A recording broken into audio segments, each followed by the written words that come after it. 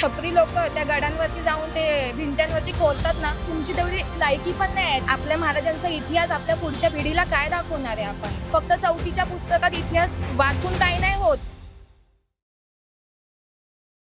फक्त एक दर्जा दिलाय, दर्जा तर असा कोणालाही भेटतो, पण आपण त्याची राखणच करणार नाही. आपण आपल्या महाराजांचा इतिहास आपल्या पुढच्या पिढीला काय दाखवणार आहे आपण?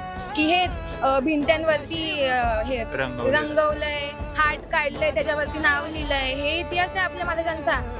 आज आपण हिंदू म्हणून जगतो, आज आपण मंदिरात पाया पडायला जातो, ते कोणामुळे? छत्रपती शिवाजी महाराजांमुळे. तर मला असं वाटतं की त्यांनी जर आपल्याला एवढं सगळं करून दिलंय ना, तर आपण थोडं तरी करू शकतो त्यांच्यासाठी, की त्यांच्या गडांची राखण करू शकतो, त्यांच्या गडांना स्वच्छ ठेवू शकतो.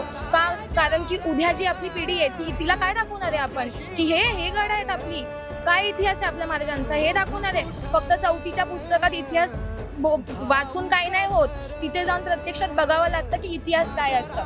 फक्त हे युनेस्कोनी दर्जा दिलाय म्हणून मला तर नाही वाटत की आपल्या गडांचं काय होऊ शकतं. महाराज काय छोटे मोठे माणूस नव्हते, त्यांनी खूप काय केलंय. आज आपण इथे उभे आहे ते छत्रपती शिवाजी महाराजांमुळे. अख्खा महाराष्ट्र त्यांच्यामुळेच आहे. आज आपण ओळखले जातो छत्रपती शिवाजी महाराजांमुळे. तर मला असं वाटतंय की त्यांच्या गडाची राखण केली पाहिजे, स्वच्छता ठेवली पाहिजे. आणि जे छपरी लोक त्या गडांवरती जाऊन ते भिंत्यांवरती कोरतात ना, त्यांनी जरा समजा की कोणाच्या गडांवरती तुमची तेवढी लायकी पण नाही आहे त्यांच्या गडांवरती हे सगळं करायची. पहिली गोष्ट तर मला असं वाटतंय हे जे तुम्ही लोक करता तिकडे जाऊन गडांवरती, तर ते नाही केलं पाहिजे.